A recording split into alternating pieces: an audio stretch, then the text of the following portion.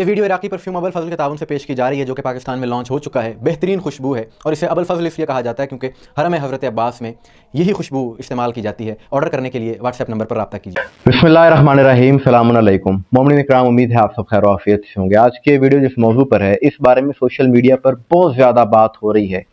اور ایک ویڈیو جو کہ بہت زیادہ وائرل ہے، جسے بہت زیادہ شیئر کیا جا رہا ہے، 17 سیکنڈ کی وہ ویڈیو ہے، اور اس کا عنوان یہ ہے کہ پاکستان کے معروف اداکار کامیڈین سہیل احمد صاحب نے، ان کی وہ ویڈیو ہے اور اس میں یہ اس کو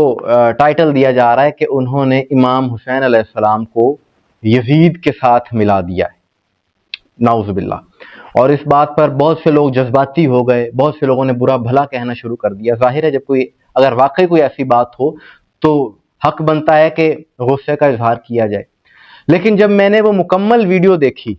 جب وہ پوری بات سنی، اور مکمل بھی کوئی بہت طویل ویڈیو نہیں ہے، اسی جملے کے فوراً اگلا جملہ جو انہوں نے کہا ہے، اس میں انہوں نے ساری بات واضح کر دی کہ انہوں نے کہا کہ امام حسین بھی پاپولر ہیں، یزید بھی پاپولر ہیں، پاپولیرٹی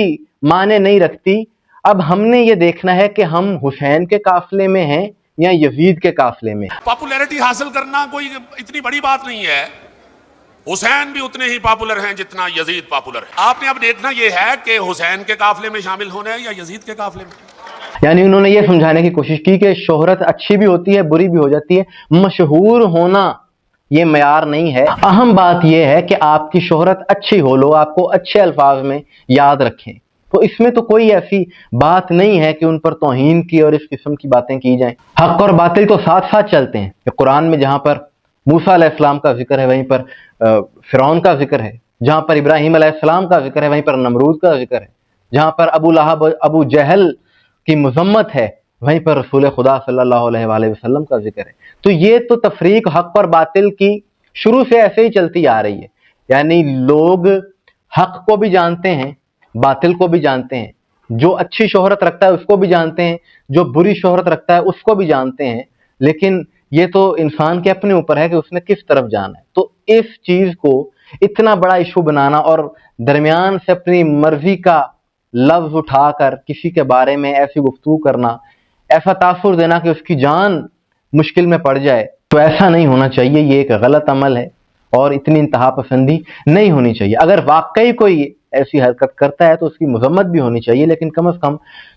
اس بات کی تصدیق ہونی چاہیے کہ کیا اس نے یہ بات کہی بھی ہے یا نہیں کہی۔ اس میں ایک سب سے اہم بات یہ سمجھنے کی ہے کہ اگر وہ بات یہیں تک رہتی کہ امام حسین بھی پاپولر ہیں، یزید بھی اتنا ہی پاپولر ہے، تو پھر تو یہ بات انتہائی قابل مذمت تھی، پھر تو اس کی جتنی مذمت کی جاتی کم تھی۔ لیکن انہوں نے آگے جب یہ کہہ دیا ہے